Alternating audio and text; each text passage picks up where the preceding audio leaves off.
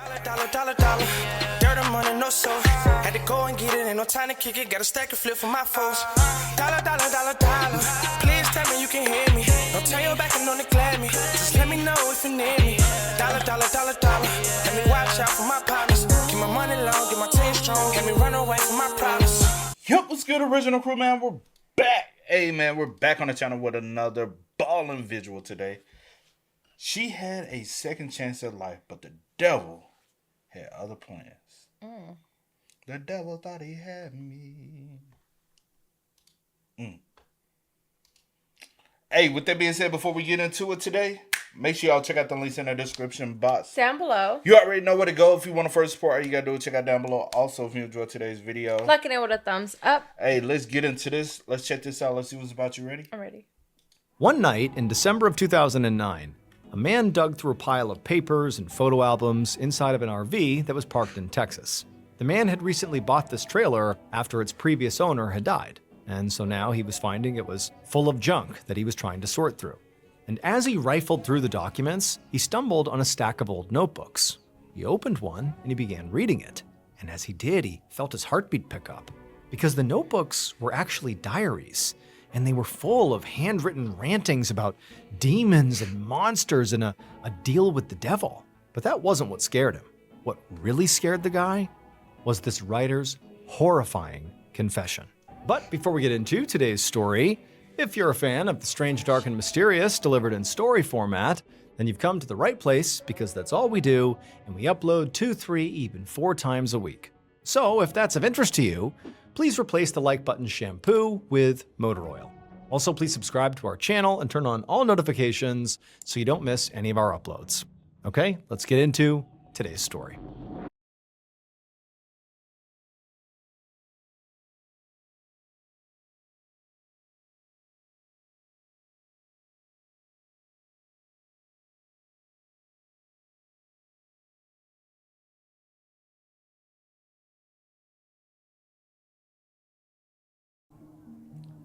On the night of July 24th, 1987, 30-year-old Susan Woods stood at the entrance to a local fair in a little city called Hico, located in central Texas, along with her best friend and her best friend's boyfriend.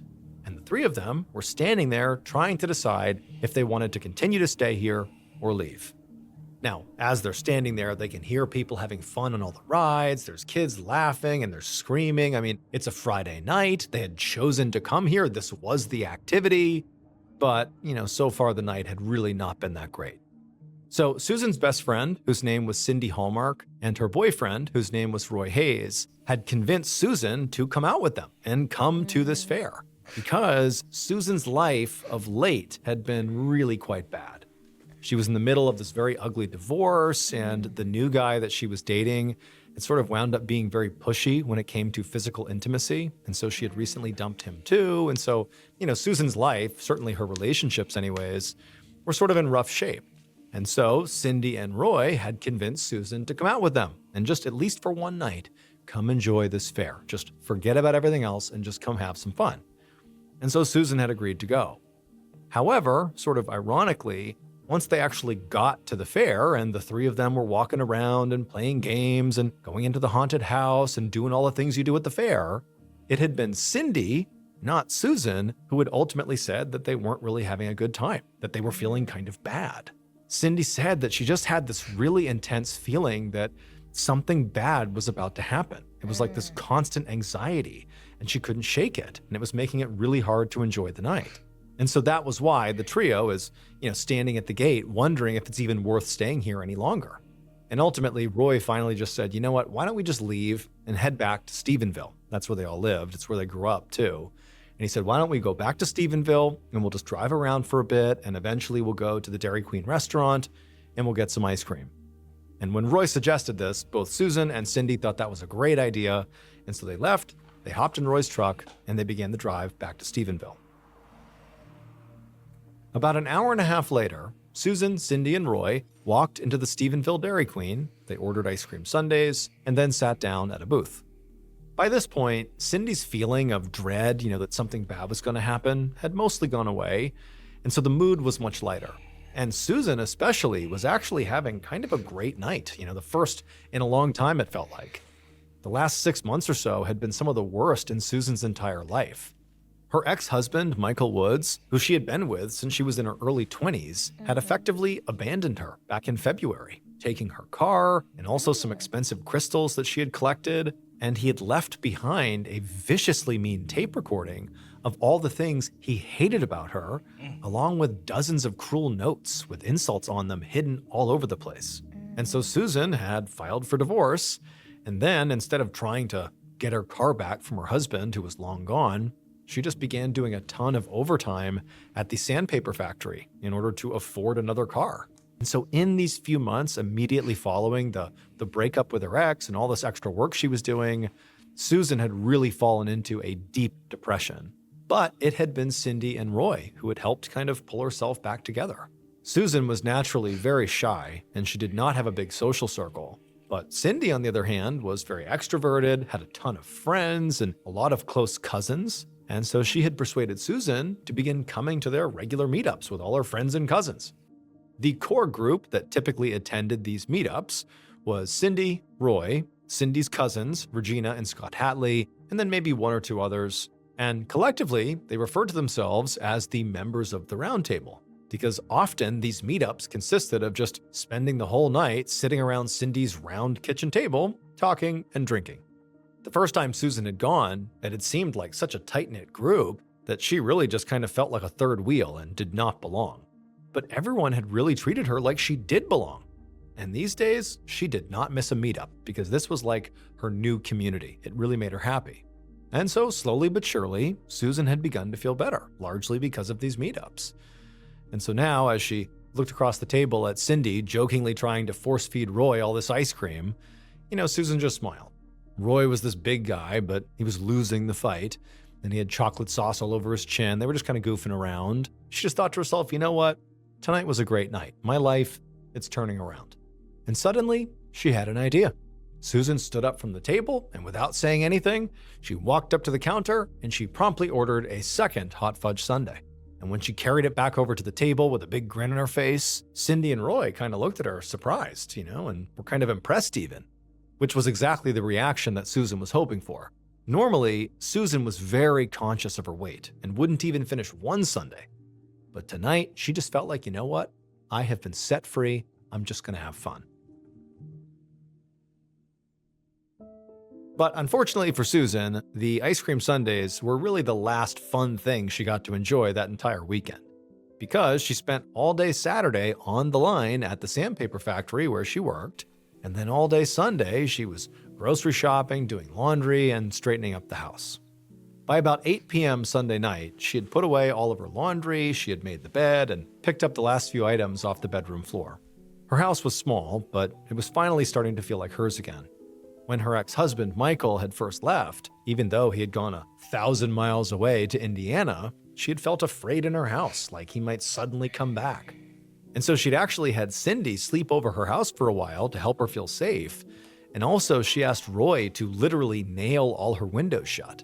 But despite fortifying her living space, what Susan couldn't escape from were all these awful little notes that Michael had left behind and hidden all over the house. All these awful messages, just basically telling Susan all these terrible things about her and how much he hated her. She kept finding them all the time. But as of right now, the house was neat and tidy, and Susan by this point believed she had found, almost every note, or certainly close to every note. So, to celebrate, Susan headed over to the couch and sat down and turned on the TV. Her plan was just to watch a couple of shows and just enjoy the peace and quiet, and then go to bed, because tomorrow she would have to get up early for work. As she was sitting there, flipping through the channels, trying to figure out what she wanted to watch, she heard a knock on the front door.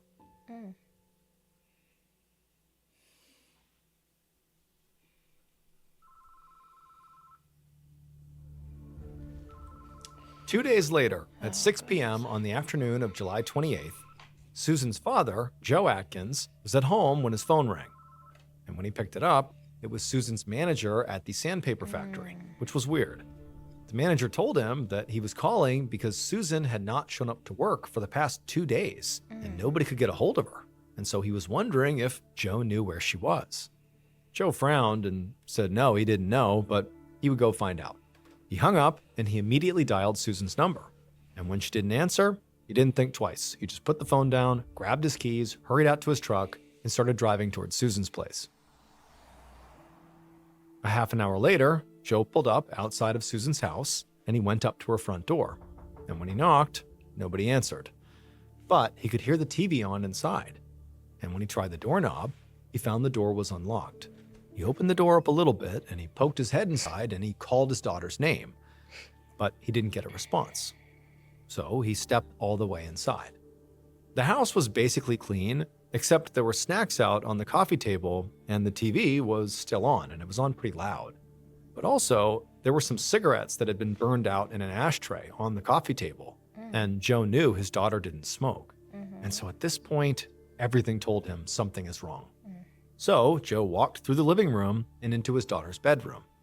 And his daughter was not in there, but the bed was a mess. The sheets and the bedding had all been ripped off and were sitting in a heap on the floor, and the mattress itself was hanging off the box spring. Joe was about to leave and search the rest of the house when he noticed the bathroom door in the bedroom was open.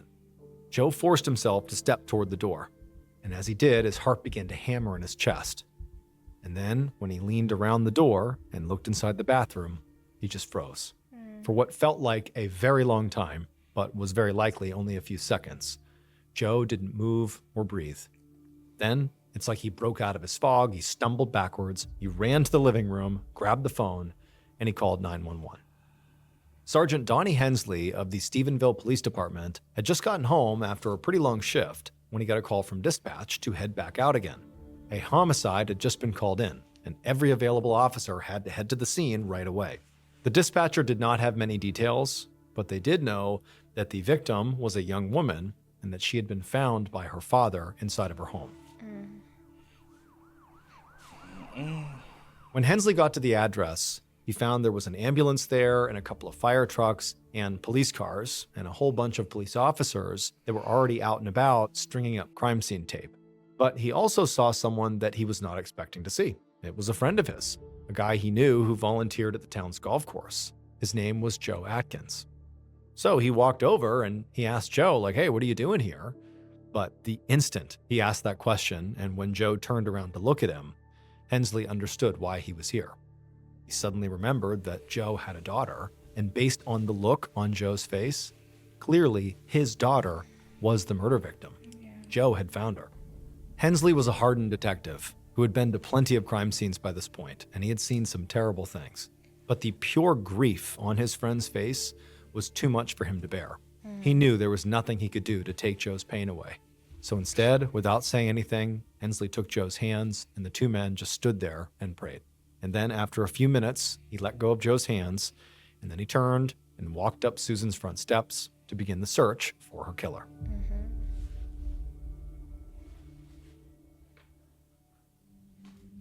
The crime scene unit was already inside of Susan's home, hard at work, by the time Detective Hensley walked through the front door. A supervisor walked over and brought Hensley up to speed. They told him that Susan's body was in the bathroom, and from the looks of it, she'd been dead for a while. The front door had been unlocked, and there was no sign of forced entry, which suggested that Susan may have let her killer inside. Detectives were now dividing up the house into quadrants to examine each part of the crime scene, and Hensley would be working primarily in the bedroom. But the supervisor warned Hensley that the crime itself was incredibly brutal, likely bordering on torture, and he should just mentally prepare himself. Hensley nodded, and for a moment he just stood there and collected himself and took stock of the scene. He looked over at the coffee table in the living room, and he saw it was covered with snacks, including a bag of potato chips, a pack of Twinkies, and an open Coke can. And there was an ashtray with 6 cigarette butts inside of it. It looked like more food and more cigarettes than one person would reasonably consume, and so maybe Susan had had company. But otherwise, the house was clean and pretty unremarkable.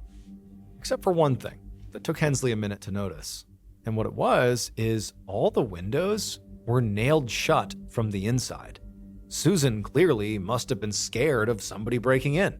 And so naturally, Hensley wondered if maybe the person she was scared of breaking in was the same person who wound up killing her. But if that was the case, why had she apparently opened the door for this person? At this point, Hensley moved into the bedroom. And as soon as he did, he could tell there had to have been a struggle in here.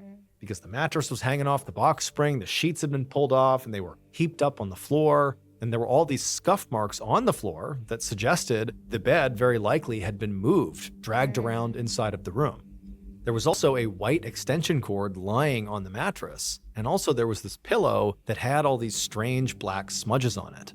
Hensley walked over and looked at this pillowcase, trying to figure out what the smudges could be, and then he realized it was mascara. The pillow must have been held over Susan's face to suffocate her. But when Hensley walked into the bathroom and saw what was in there, despite the warning he was given about how brutal it was, he still was taken aback and found himself gasping. Susan's body was draped over the side of the tub, with her head still in the water. At first glance, it was obvious Susan was dead, because her head and shoulders that were underwater were severely decomposed from being in the water.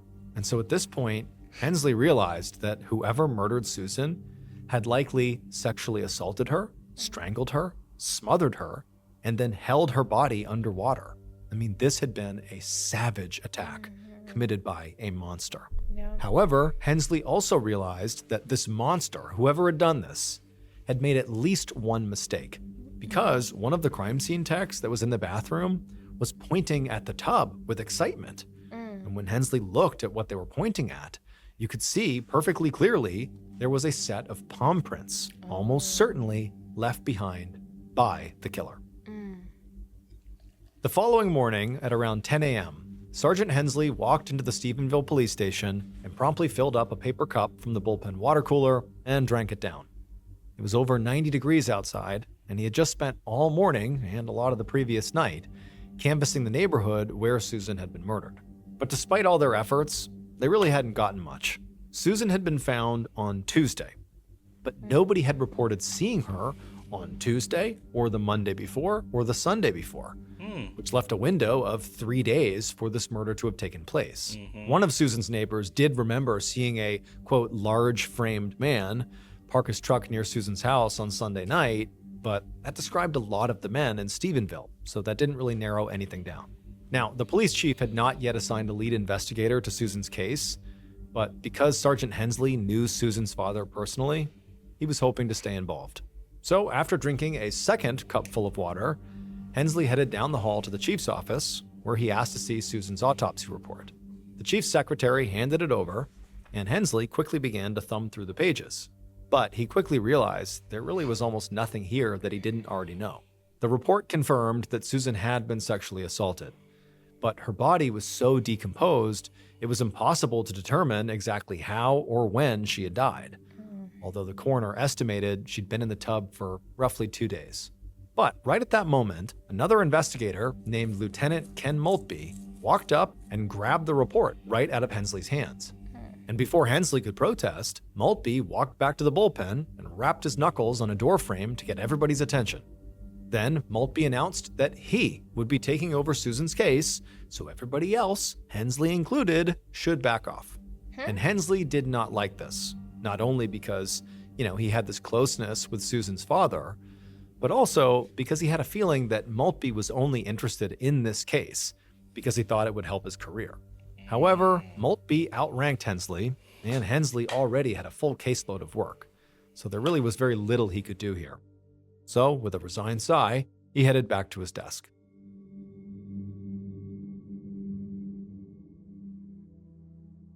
Two days later, around 2 p.m. on July 31st, Sergeant Hensley stood in the back of a small crowd, sweating through his suit, as Susan's casket was lowered into the ground. Hensley was at this funeral really to support Susan's father, Joe, because he was not really a part of the investigation. However, he couldn't help, scanning the mourners, through a detective's lens to see if anybody seemed suspicious. There was a group of people in their 20s and 30s that were standing towards the front, and Hensley assumed they must be Susan's friends. He remembered what one of Susan's neighbors had said about a large-framed man, and he looked at all the men, taking note of their size. At the center of the group, there was a blonde woman who was sobbing, and Hensley recognized her as Susan's best friend, Cindy Hallmark, who was leaning on her boyfriend, Roy Hayes. The two of them had actually come to the crime scene by coincidence on the day Susan's body was found. and they had totally broken down when they realized what had happened. But now, Hensley was suddenly noticing just how physically enormous Roy was. And so in that moment, Hensley thought to himself, if he was in charge of this case, he knew Roy would be somebody he'd take a close look at. But that was not his decision. But then Hensley noticed that there was actually one person who was conspicuously absent from this funeral, and that was Susan's ex-husband, Michael Woods. From what Hensley had heard around the station, nearly all of Susan's friends and family were convinced that it was Michael who was the killer. But there was a problem with this theory. Michael lived 1,000 miles away in Indianapolis, and word around the police station was that during that window of time where Susan was murdered over those 3 days, Michael was in Indianapolis, and he was around loads of people who would vouch for him being in Indianapolis, which meant that, as far as Hensley knew, there really was no way for Michael to be the killer. And so Hensley just hoped that Lieutenant Maltby had another, better suspect in mind. For the next few weeks, Sergeant Hensley focused on his own cases, while still keeping tabs on Susan's. Every couple of days, her dad would call him up and ask why Michael hadn't been arrested yet, and Hensley would always tell him that the case was in good hands and they're working on it. But as the weeks passed by with no arrests, Hensley started to wonder, what was going on here? Something needs to happen. Why is nothing happening? Then one day in early October, so roughly 2 months after Susan's murder, Hensley walked into the bullpen to find Maltby celebrating. Not because of any progress in the case, though, but to celebrate his big promotion. Maltby was going to be the lead of a new narcotics unit, and his open cases that he had been working on were just going to be, given to other investigators or filed away altogether. And so as Maltby accepted congratulations from other officers and just made a whole scene, all Sergeant Hensley could think was, well, what's going to happen to Susan's case? It could easily fall through the cracks here. And so without even talking to Maltby, Hensley walked straight to the chief's office and asked to take the case over. The chief shrugged and just said, sure, you're welcome to try, so long as this case does not get in the way of his other work. Hensley agreed and then went to get Susan's file, and then after he had it in hand, he hurried back to his desk and began rifling through the pages. And he was stunned to find that there was almost nothing in there besides the original autopsy report. And that's when Hensley remembered that Lieutenant Maltby claimed to have this photographic memory, and so he almost never took notes. Oh, gosh. And so Hensley was basically going to have to start all over from square one. Yeah.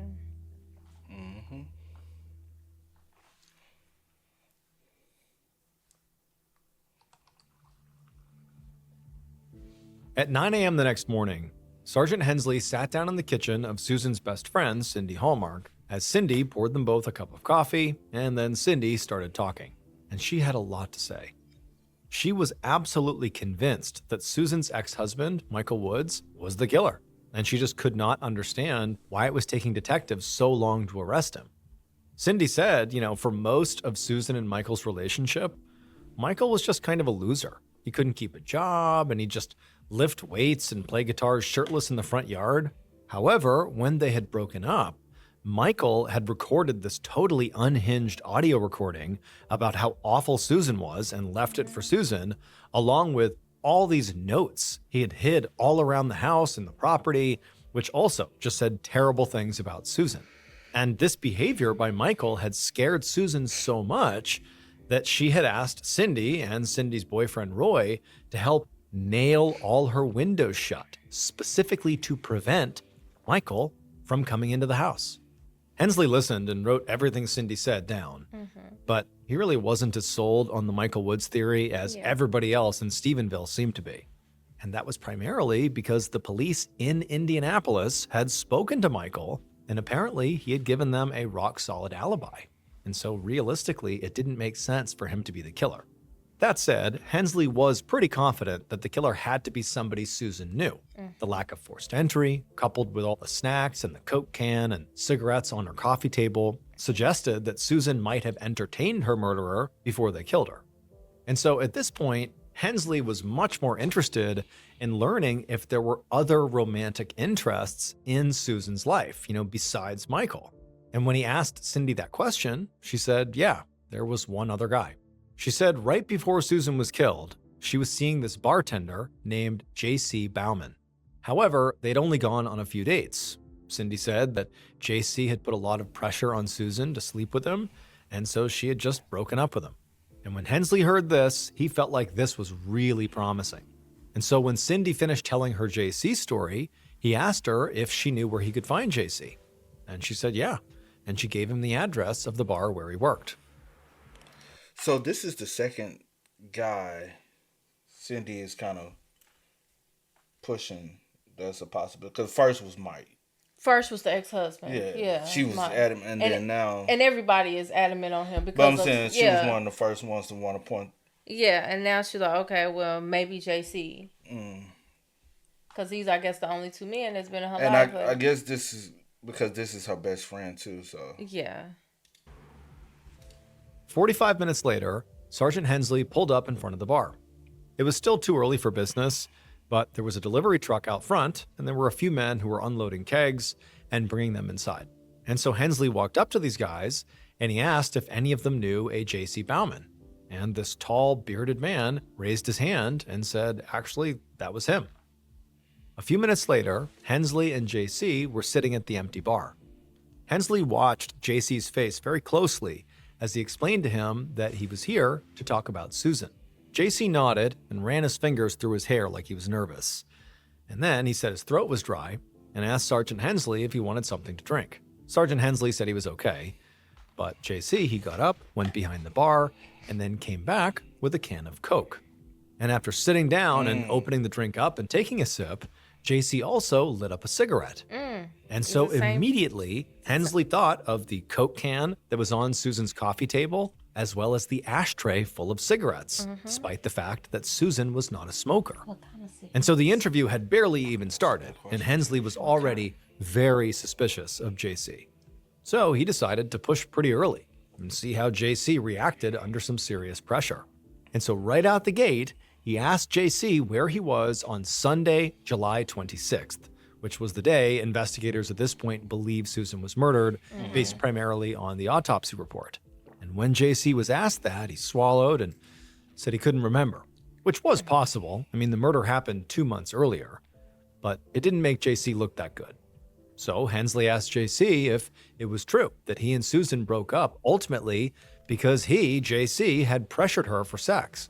JC turned beet red and said he had never pressured Susan.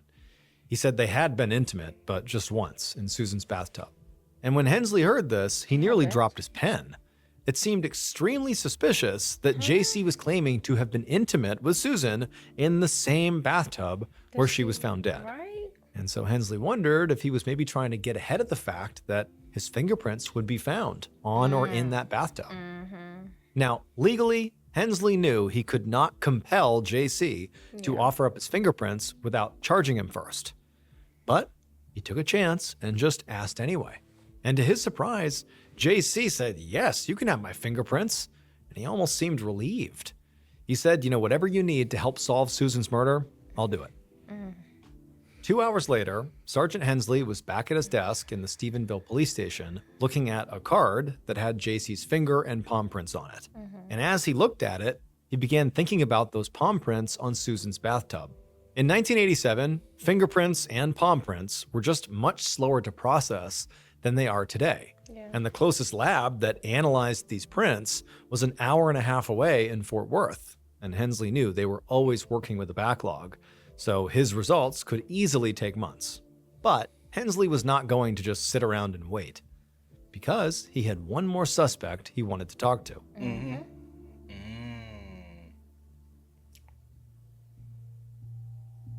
The following afternoon, Sergeant Hensley walked into an interrogation room at the police station and sat down across from Roy Hayes, who was Susan's best friend, Cindy's boyfriend. Hensley wanted to speak to Roy for 2 reasons. One, he matched the physical description of the large man seen near Susan's house around the time of her murder. And 2, there just weren't that many people who were close to Susan. And Roy saw her when she was both with Cindy and also when she would attend those members of the round table get-togethers. Now, that was not that incriminating, but Hensley knew that catching the killer was as much about ruling suspects out as it was about ruling them in. So that was really all he was trying to do here with Roy, is just maybe find a way to say, nope, not him. But before Hensley could even begin asking Roy questions, Roy just started talking. He told Hensley that he had been thinking about Susan's case nonstop. He said that his mind had been running wild with all the possible ways the killer could have gotten inside. And so now Roy was eager to share his theories. Okay. After all, he said he was the one who nailed those windows shut, so he knew where the weaknesses in her house were. And so Hensley said, okay, let's hear your theories. And Roy began listing all the ways a person might be able to get inside of Susan's house, including what Roy said was the most promising, which was a 6-inch crack in the window above the kitchen sink. And as Roy did this, all of a sudden, he was at the top of Hensley's suspect list. Okay. And when Roy was done rattling off all the ways he would break into Susan's house, Hensley asked him, "Where were you on the evening of Sunday, July 26th?" And Hensley watched as Roy's expression changed from very intense to surprised, as he realized he was now being asked for his own alibi. Roy started stumbling over another very long, rambly answer, and what he had to say ultimately just made him look even more guilty. Because Roy told Hensley that on the night Susan was killed, he had been over at a friend's house playing a game called Dungeons and Dragons. So today, people know Dungeons and Dragons as a harmless fantasy role-playing game. But at this time in 1987, it was viewed very differently. In the late 1980s in America, there was this huge fear that certain games, books, and heavy metal songs were all linked to devil worship. The TV news ran regular stories across the country about how Dungeons and Dragons specifically encouraged players to cast spells and practice witchcraft. And the local paper in Stephenville had carried a full-page ad calling the game satanic. So when Roy told Hensley he had been playing Dungeons and Dragons on the night Susan was killed, Hensley immediately thought back to the horrible brutality of the crime scene. And he wondered if maybe Susan's murder could have been tied to some kind of dark ritual. And so Hensley looks at Roy and says, "Okay, well, are you prepared to give us your fingerprints?" And Roy said, "Yeah." A half an hour later, a very disappointed Sergeant Hensley watched Roy walk away from the station. Just like with JC, Roy had seemed incredibly suspicious at the start of the interview, but then he'd easily offered up his fingerprints like he wasn't concerned at all about whether they'd matched the killers. So Hensley was not sure what to expect in terms of results here. Okay. But he still sent Roy's prints off to the outside lab to be added to the queue behind JC's. Hensley was contemplating his next move when the station receptionist walked over and said that someone from the Indianapolis Metropolitan Police Department was on the line for him. They were following up on the inquiry he had made a few days earlier to double-check the alibi of Susan's ex-husband, Michael Woods. Hensley eagerly ran to the phone, and when he heard what the officer had to say, he practically jumped out of his chair. Because according to the Indianapolis police officer, it was true that Michael said he had an alibi with lots of witnesses, but he had promised to provide the names and contact information for all those witnesses, and he had never done it. Which meant Michael's alibi, the same one Stephenville police used to rule him out as a suspect, or more specifically, they used the idea of his alibi, the belief that his alibi existed. That's what they used to rule him out. Well, clearly, it was totally unverified. Lieutenant Ken Maltby, who was in charge of the case when this decision was made, had just completely dropped the ball. Somebody had to check Michael's alibi. Exactly. You say that all the time, don't you? On a bright morning in April of 1988, Sergeant Hensley walked out of the Indianapolis International Airport with a single duffel bag of luggage slung over his shoulder. He was here to try to collect the fingerprints of Susan's ex-husband, Michael Woods, who was now Hensley's primary suspect. Hensley had been trying to coordinate the investigation into Michael from Stephenville, Texas, but it had proven to be kind of cumbersome, and so he decided to just take matters into his own hands and actually go to Indianapolis. He knew Michael did not have to submit to fingerprinting unless he was charged with a crime, so Hensley had come up with a plan.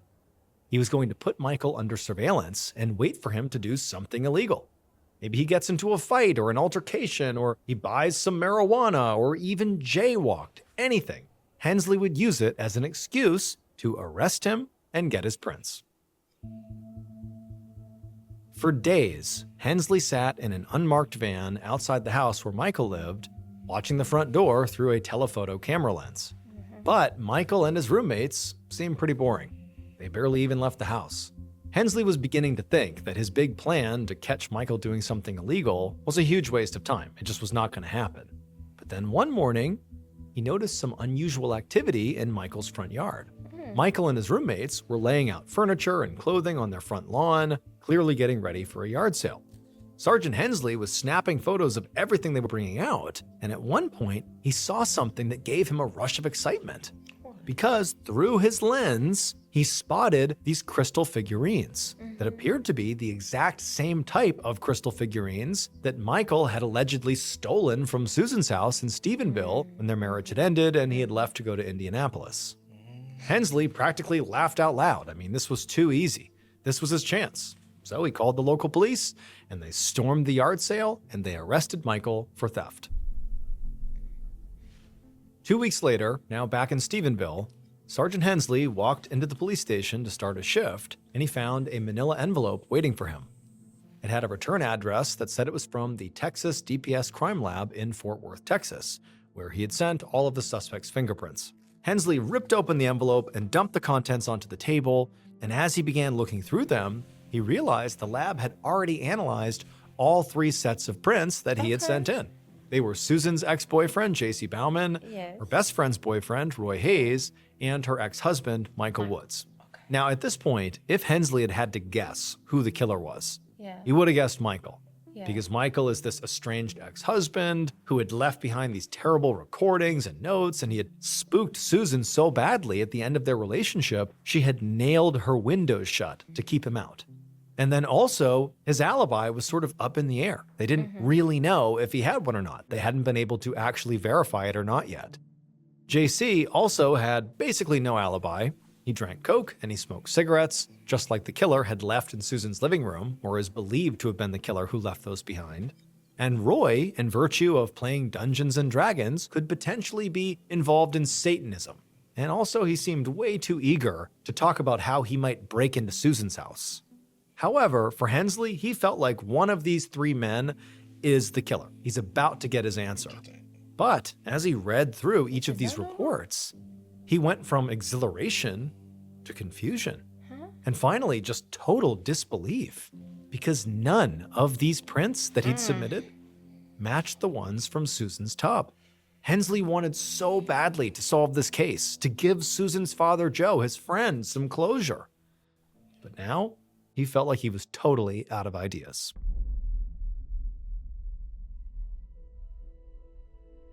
Susan's case ultimately went completely cold. Sergeant Hensley retired, and 19 years passed by. 19? And then one day, in early 2006, Lieutenant Don Miller of the Stephenville Police Department took a box labeled Susan Woods down from a shelf in evidence storage, carried it back to his office, sat down at his desk, and began to look through its contents.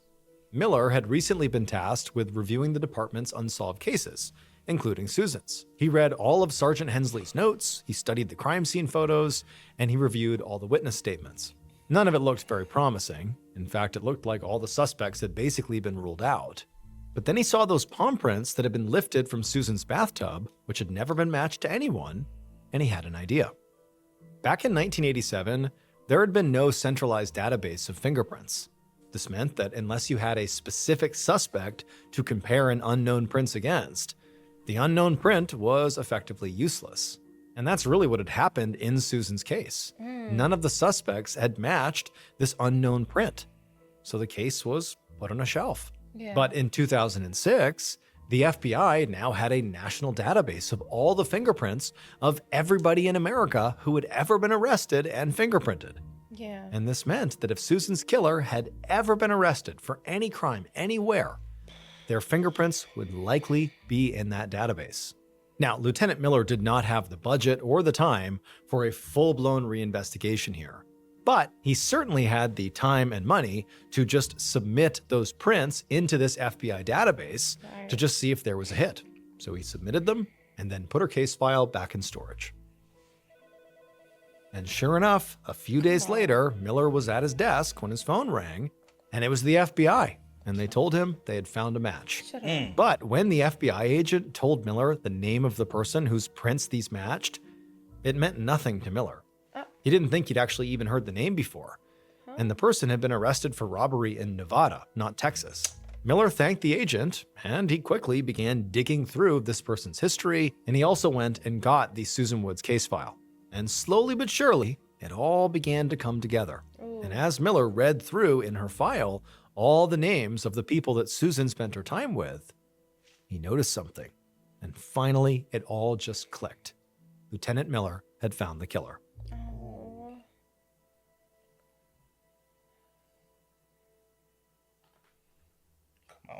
Based on evidence collected at the crime scene and the killer's written confession, the following is a reconstruction of what police believe happened to Susan Woods on the evening of Sunday, July 26th, 1987.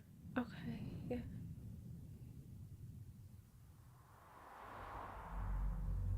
Stephenville's Main Street was busy as the killer drove through town in their brown pickup, sipping a mixture of soda, vodka, and cough syrup. They stared out their window at all the happy people in the restaurants and the storefronts, and as they stared at these people, a darkness stirred inside the killer. This darkness had been there for years, telling the killer they were no good and they would never be close to anyone. Alcohol was the only thing that seemed to make this darkness go away. So the killer stayed half drunk most of the time. But sometimes even the alcohol wasn't enough. A few years back, when the TV news had been running non-stop with talk about devil worshipping, the killer had been sort of inspired, and they thought they might try that.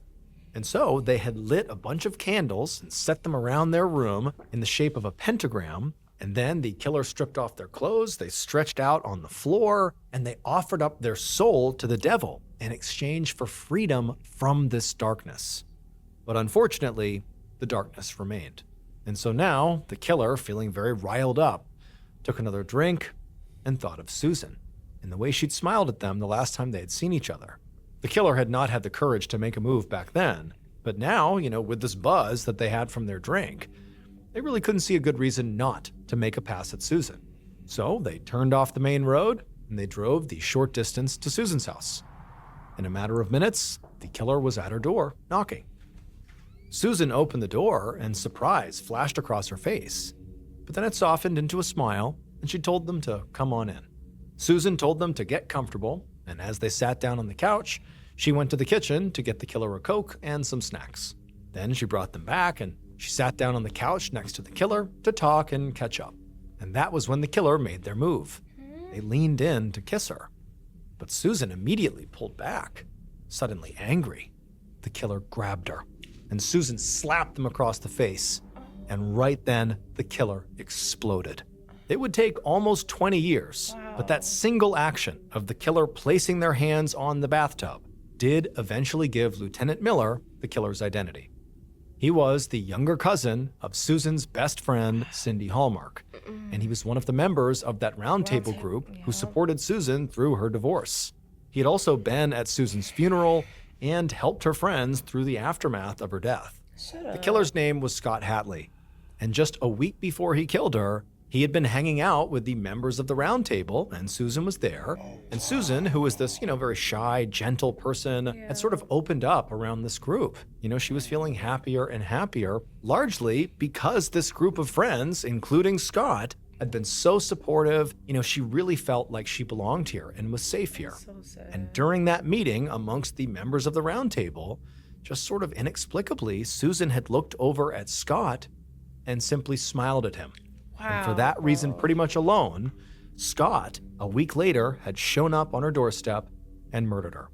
By the time Lieutenant Miller put all of this together, Hatley was 41 years old and was still a free man. And so on June 7th, 2006, Miller had him arrested and charged him with Susan's murder. He would ultimately take a plea deal and was sentenced to 30 years in prison, but would only serve 11 years before he was released for good behavior. However, 3 years after Hatley got out of prison, he was found dead inside of his RV from cancer complications. And among his things, investigators would find this handwritten diary where he confessed to Susan's murder. The pages were also filled with references to Satan and demons, and Hatley specifically wrote that some kind of outside presence had been responsible for pushing him to ultimately assault and kill Susan. Wow. Rest in peace to Susan. That is so effed up. So how old would he have been at the time? They was all in their 20s, right? He had to been like 19, 20. Because he said when he got arrested, he was 41. 41. It had happened in 19 years prior. It happened in 87. But I'm saying he got 19 years later is when he got caught. Yeah. And so you do the math with that. That's 22. Yeah. I mean, roughly. Yeah. Depending on when your birthday was and stuff, but roughly. Yeah. 21, 22 around that time. That's crazy, bro. All because she smiled at you, and But then you like. Let's not act like that stuff don't be happening. I know, but it's bro. sad. That's the reason why some women gotta walk with a mean mug. You can't smile at people because some people take.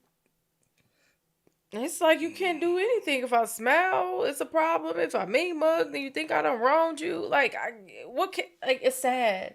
Like I don't know. I was just so convinced.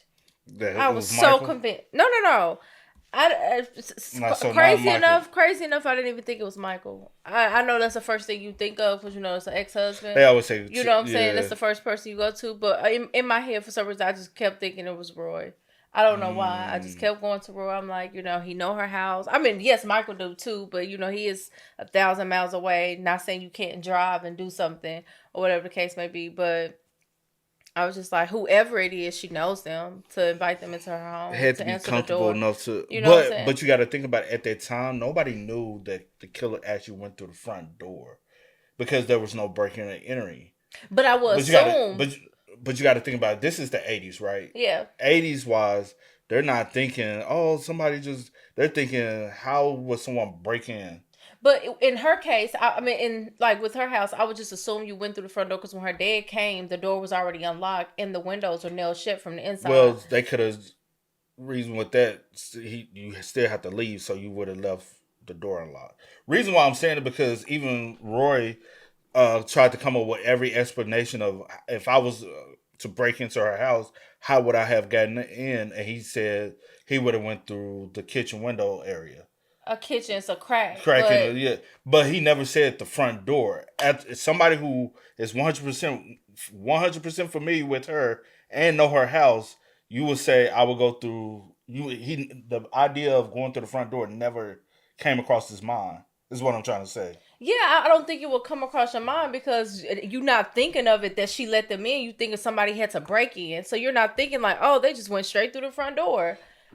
But I'm just saying we gotta think of 87 and not 2026. I'm not. I'm just thinking common sense. I'm not thinking 87 or 20. Reason why I'm saying it is the reason why we have the common sense and the thought process we have now is because of it's just the development of time. Is what I'm trying to say.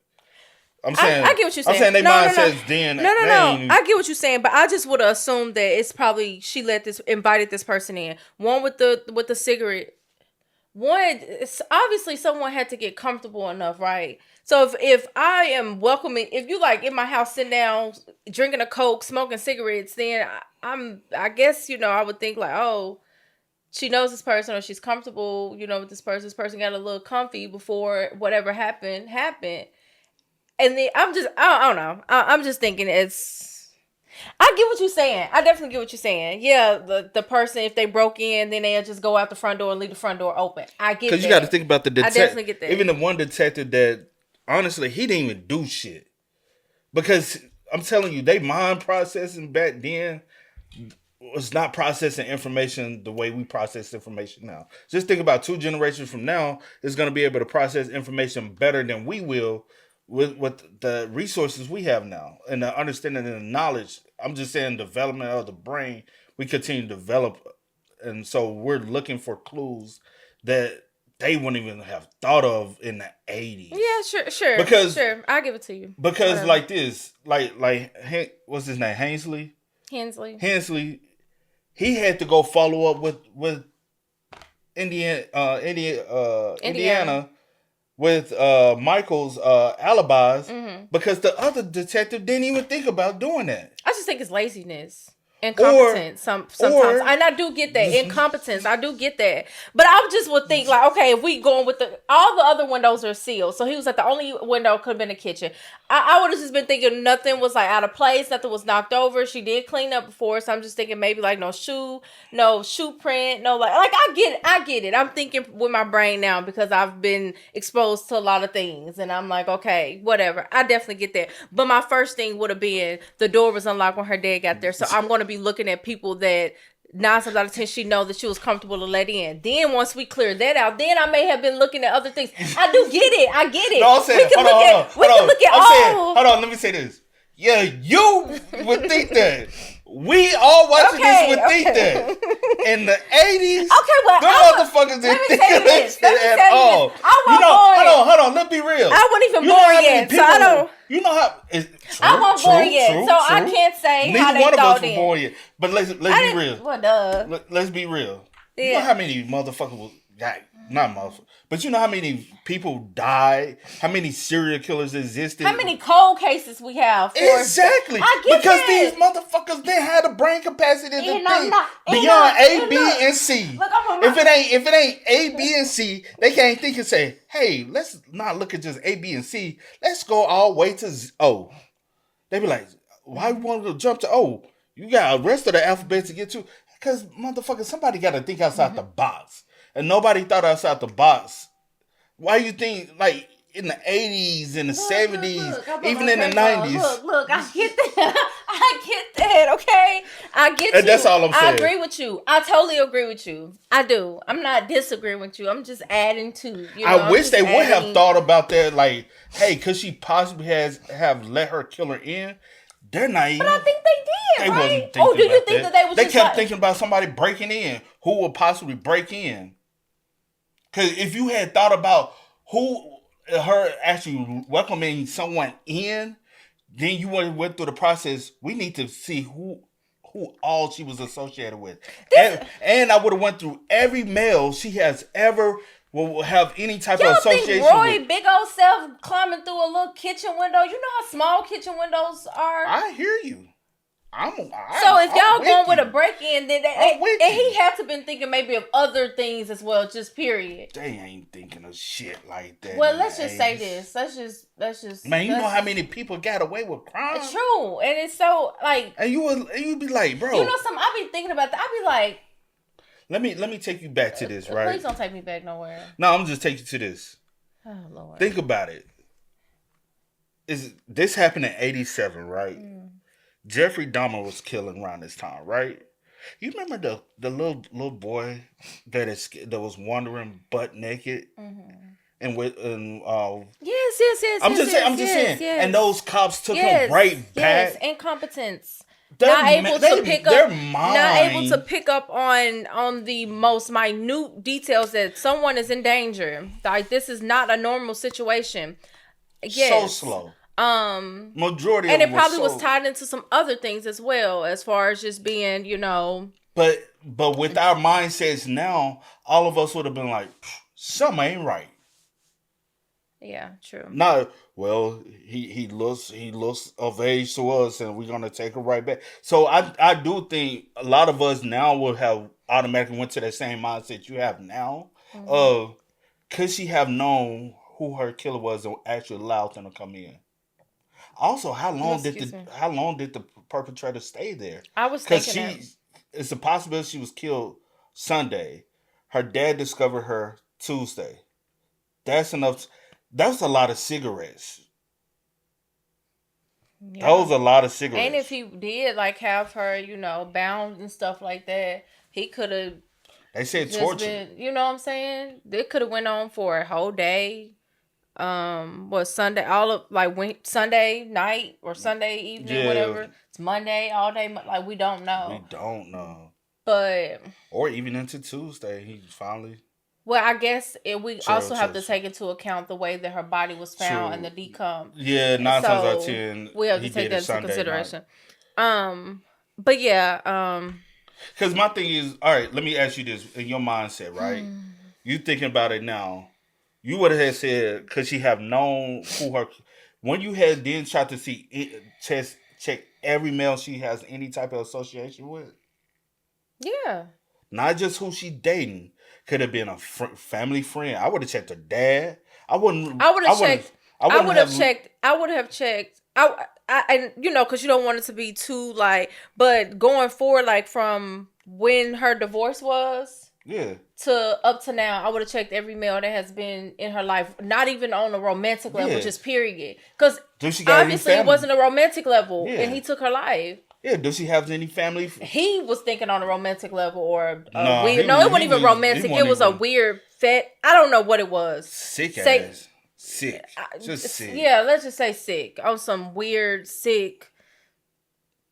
Just a little I don't bit. know. I don't know what he had. I about to say demonic type stuff. I don't know what he had going on. But yeah, Because I most definitely would have, if you told me she was a part of this group. Because think about that one drum we did. That dude who used to go to the group and they used to have group meetings. Oh yeah. In Hooters. Yeah. Kind of find out one of the group dudes was the one responsible. Through things like that, we gain knowledge and information to say, hey, let's not rule out something. Like that person didn't even know that woman, and he went and killed that woman because he was a part of this group. Wow. So if you have asked her, hey, does she has any kind of friend group she's a part of, that would have probably said the Dungeon Dragon. Okay, who's all involved? Well, Roy and he would have came up. Yeah. And then y'all could have tested him, and boom. We also don't know who else he might have assaulted in his life. Don't know. I'm sure they do now because he wrote everything in his diary. Yeah. But that's just pertaining to this case. We don't know. I'm sure they know. Yeah. She didn't deserve it at all. That is Not so at sad. all. But no one does. And I wonder when he started keeping a diary. Was it after the fact? I think Has it was he after, been having? or was it while he was in prison when he got? Because a lot of times in prison and stuff, they tell him, hey, sometimes write stuff down to get it off your chest to be able to cope and go through a healing process. So while he was in prison, he could have started writing stuff down, or when he got out. When he got out, yeah, I don't know. I am glad that someone decided to go in this room and pick up this, this box in this case, and hey, I don't have time to go through everything or start from from the start. I'm looking for a different word. Start from the beginning. That's what I'm looking for. Oh, you good. But hey, I'll just run these, because technology is a little bit more advanced now. So I'll just run these fingerprints just to match it. Now we have this database that houses, all this, everyone's criminal records if they have one, whatever, fingerprints and stuff like that. I am glad that he did that because there's so many cases that are just sitting idle that have not been solved in 30, 40 years. Like, just imagine, bro. Like, if you really imagine, like, the number of cases that probably could get solved. Yeah. But due to the lack of advancement of technology then, and the technology we have now, and if they did go and say, hey, let's, because you know how many cases they are starting to solve due to DNA. Yeah, like the one here. recently, one of them here. Yeah. And that case was old. Oh. That case was so old, but... And they was able to link the killer due to the fact of another relative. Yeah. Or the victim. They was able to identify the victim. I forgot. I can't remember, but they was able to match... something. It was something. And through another relative, but they was able to get DNA from the relative that they suspected that the suspect was related to. I hope that makes sense. It makes sense in my head. Then they was able to match and see that this was an actual... Yeah. Anyway, it was a process. But, yeah, in that case, it was old, but... It's solved now. The person was no longer with us. True. They was deceased. Yeah. The killer. Yeah. But they still was able to close the case, But yeah, I just hate that happened to her. And I really do. And I hate her dad have to find her like that. What you said, bro. And I also wonder, like, how was Sydney, because it's your best friend and that was your cousin that did Yeah. that to her. And I'm sure this whole time, every time he comes around y'all, he's thinking about that. Because 9 times out of 10, he relived it. And maybe he left and fled Texas trying to escape it. You never What's know. so sick and just so like monstrous about it is the fact that you show up to my funeral. What you say? And you coping everybody You after. coping, you like, hey, we go get through this. You know, whatever you need, I'm here. Knowing what you did to her. And you know, 9 times out of 10, he asking them, because I'm sure Sydney's letting them. Hey, have y'all heard any updates? Or I'm is that sure what you they about to still say? having their Roundtable meetings? roundtable meetings, and I'm sure Sydney's going in there and saying, "Hey, the police asking me questions about this," and he's finding all this information out. He's like, "Okay, Yeah. they're not on to me. Okay, they're not on to me. They're not looking towards me. Okay, you know." And honestly, you would have been the last person someone suspected. You know what I'm saying? Because even though, like you said earlier, you don't want to look at every male figure that's been around lately, but they don't really have no ties. They didn't date. Like, Well, they did have a okay. Well, ties they as had far a as like tie. community. But I'm saying like, okay, maybe I should say like romantically, like Yeah. one of those type of things. And it's not like it's an ex-boyfriend or it's the ex-husband. But a lot or of it's times, though, if we really think about it, a lot of times in cases like this, it don't. Sometimes it don't be a romantic partner. It be somebody who is obsessed with you. Yeah, and I agree. And that'd in be this scary. case, that's the scary part. yeah. All because of a smile, just a friend, and we in a friendly environment. I'm with my best friend, her man, who I'm with a lot as well.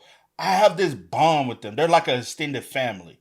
Yes, I'm going to smile at you because it's a peaceful, friendly environment. I'm thinking that this is a safe environment. Safe space. You know what I'm saying? A safe space. I'm here with my best friend. I'm here with my best friend boyfriend, which, I may look at as however she may look at him, a brother, whatever the case may be. And these are her cousins and her friends and stuff like that. And now I'm starting to feel back like, at peace or a little bit whole, like just getting my spunk back a little bit. And because she went through hell with her ex-husband, with Michael. Yeah. So, and the harassment he's giving her extensively, and he ain't around, even there. Yeah. That's fucked up. Rest in peace to Susan. Yeah. Hey, man, y'all spam us up. Y'all let us know y'all thoughts about it for us in the comments down below, man. But until next time, y'all know how it go, man. I do go by the name DJ New Kid. This is Cee Reacts To She. We are. Kid and Cee. We are. No time to kick it, got a stack of flip for my folks. Dollar, dollar, dollar, dollar. Please tell me you can hear me.